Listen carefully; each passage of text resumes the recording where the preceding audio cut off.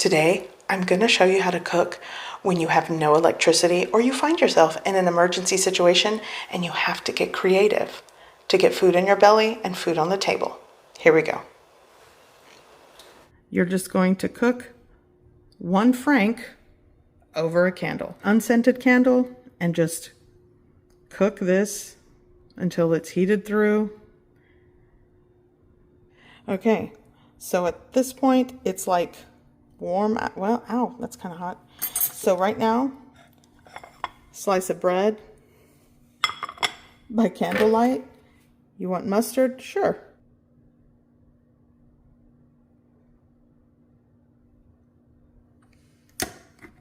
Now, hot dog. First meal.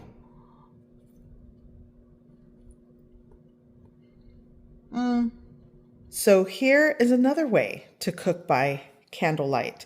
I have tea lights. These are unscented. By the way, work with unscented or prepare in an emergency and just purchase unscented candles. You really don't want to work with scented candles. Okay, I have 9 tea lights in a baking sheet. Now, I saw a video where the person that was utilizing the same technique, instead of putting the candles in a cookie sheet, she made a makeshift base using aluminum foil. And she just sort of folded the aluminum foil to sort of look like a baking sheet, a square baking sheet to put the candles in. So if you don't have a baking sheet or a cookie sheet, you can do that. And I will link that video in the description below if you want to check it out. Okay, 9 tea lights. This is hopefully going to give us enough heat to create a single burner to cook something or make something. So what I'm going to do is go ahead and just light these. We'll go there. Let's light the last one. The wire rack is just too low. So what I'm going to do is use these to create height over. So it'll set on this. Oh yeah, that's better. See, now it creates more space over, oh, that's hot, over the tea light. So this is what I had to do. Put the cookie sheet over this to create more height over the tea lights so they don't go out when I place the pan. Let's see. I don't want to, oh, perfect. So there we have it. Okay, so I'm going to take a little bit of cooking oil because we are going to make eggs. And I'm going to let this preheat. Let's see how long. And I'm not going to show you like the whole process, but I'm going to start timing it. Okay, so we set the timer. It's already been 6 seconds, 7. So we're going to just time this entire process. I can feel the heat, and it's almost been preheating for almost 3 minutes. So let's see if we can crack an egg and see what, let's see here. Do this one-handed. Okay, very underwhelming, but I'm just gonna go ahead and crack it, both of them in. There we go. And let's see how long it takes to cook the egg. So right around the 3-minute mark, we added the egg. I'm gonna add a little bit of salt, and you see it's starting to cook, and pepper. So here we are at around close to 5 minutes into the process. It's been cooking for around 2 minutes. So what I'm going to do is use this lid to sort of trap the heat. That might expedite the cooking process. Okay, so we're close to 9 minutes. It's only been cooking for about 7. Oh yeah, that totally helped. And it trapped the heat. So using a lid, so I'm so nervous to flip these, but see if I can do this without breaking the yolk.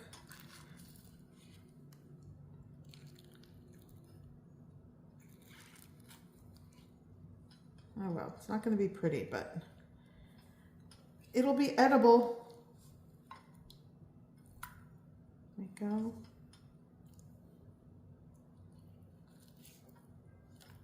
There we go.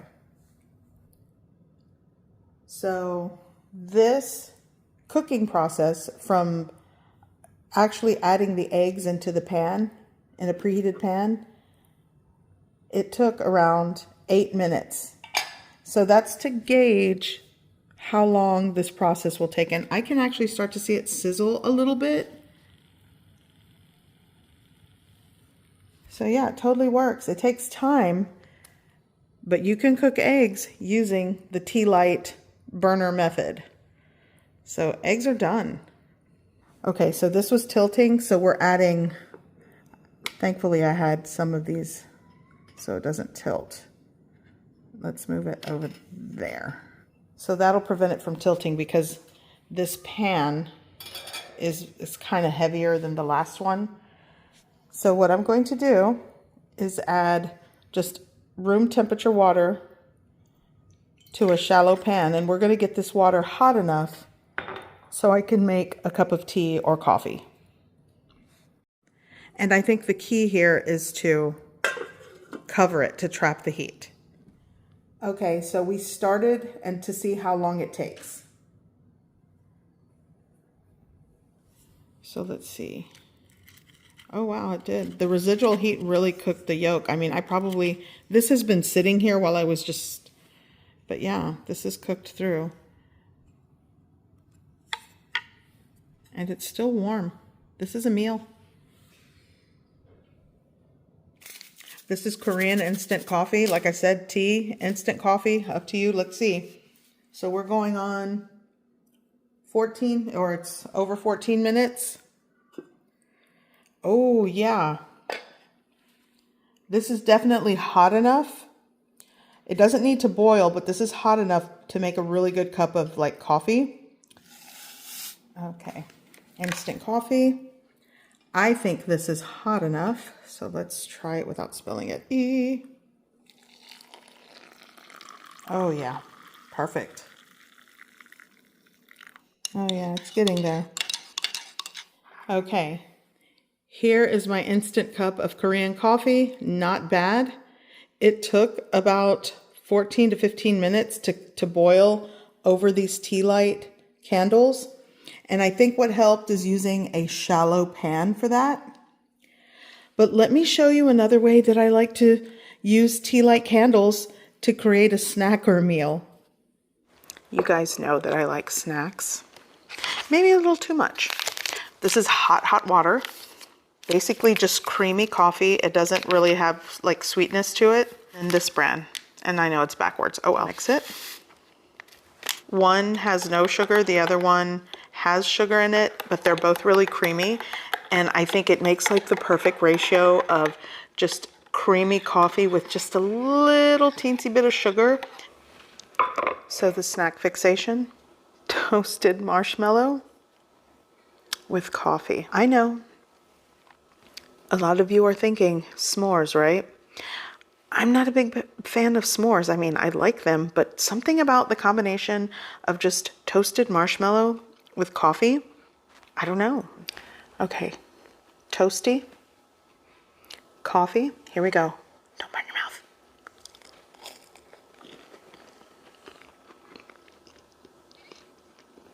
And then with the coffee,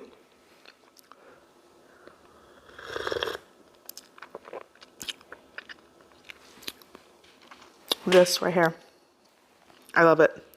So I figured I'd give this a try because it's still burning, the candles. So what I'm going to do is show you how long it takes to make ramen using this setup. So I have my ramen pot. This is a very thin pot, so I think it would be perfect using the tea lights because it'll heat up quicker. Just add my water. I would say that's enough for me. It doesn't have to, well, like a cup and a half of water. Okay. Yeah. Yep, we're going to put that into the pot. I'm going to go ahead and start the time. Here we go. Okay, this is into the pot. Okay.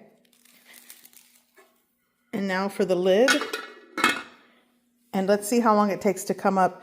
I'm just going to let it sort of get heated through and hot before I add the ramen into the mix. Okay, we're going to break the ramen. We are 10 minutes in. Oh yeah, it's hot, it's steamy. We're gonna put the ramen in. Be careful, it's gonna splash.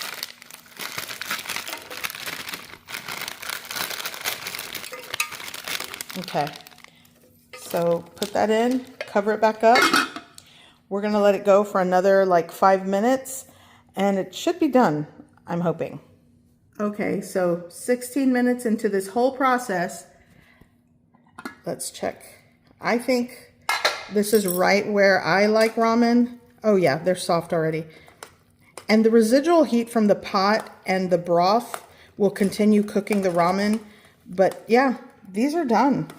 This is done. I'm gonna mix it and it's done. So we're gonna take it, ooh, be careful. So I have managed to cook ramen, egg, create hot water for coffee using the same tea light candles. So it does take time, but it can be done. This isn't not a bad little hack if you're looking for a way to cook and you don't have access to a stove, you're without electricity, use the tea light candle method. Pretty good. I'm going to show you how to cook on a single gas burner. And this type of gas burner you can cook with outside. And if you have one that's like the camping ones that you take along with you on camping, that is another way to cook a meal when you just don't have electricity or access to your appliances indoors. We're going to cook a one-pan dinner using this. So you're going to take your can and put it into the little compartment here. It's like a push and twist. It's supposed to twist and lock in. Oh, there we go. Okay. Now, there you go. And we're gonna go with low. This is something that I've been keeping in my pantry, and that's canned goods to make chicken pot pie, like in a pan, without having like, you know, raw chicken that I have to saute. Everything is just like shelf stable, with the exception of the biscuits that I'm going to be using. And if you just don't have electricity and you need shelf stable canned goods for your meals, then this could be substituted with like the dry biscuit dough mix, like the dry packages, and you can just add an extra can of evaporated milk into the mix to make the batter for the top, because we are going to make chicken pot pie on a single gas burner in a pan. Okay, so I'm using the small can of biscuit dough to be kind of like the crust. So here we go. Okay, this is on low. And I'm using just a normal, this is probably like a 9-inch pan. And I'm gonna add some cooking oil. And here's the trick. We are going to kind of lightly pan fry the biscuit dough. Okay, so this is open. Here we go.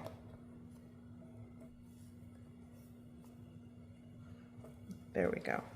Now I'm going to cover with the lid. This will help them to sort of cook in the center a little bit better. Okay. And you want to make sure it's on like the lowest. Oh, let's see, did it turn off? Turned off. There we go. There we go. Okay. So a couple of minutes on each side.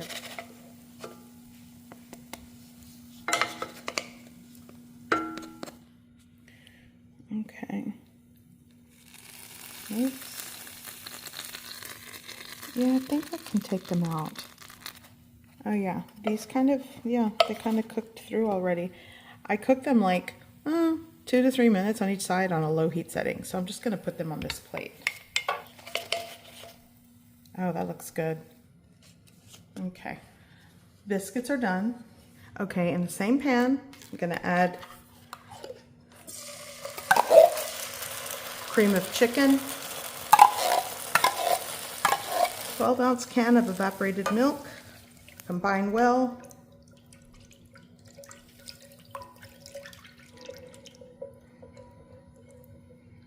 Okay, I've got 2 drained cans of chicken breast,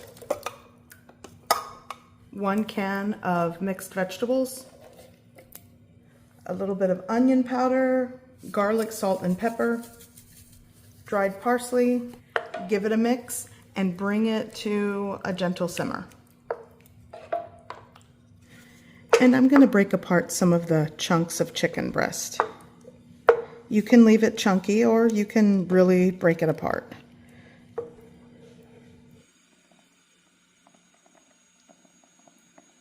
Okay, it's starting to simmer, so now we're going back in and we're going to top it with the biscuits.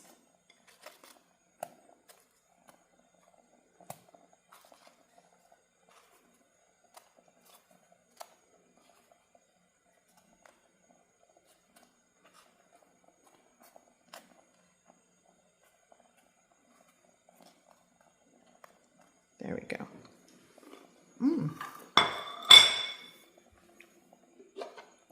Cover with a lid and let it simmer and cook for 10 minutes. Okay, so this has been cooking. I'm going to shut off the heat. And dinner is ready.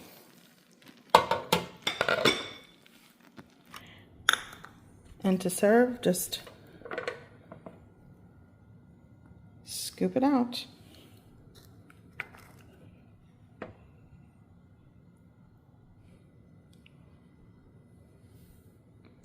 And here you are. One pot, stovetop, one pan chicken pot pie. Cooking with no electricity, and you have to get creative with how you make your dinner. This is cooked through, oh, here we go. It's cooked through.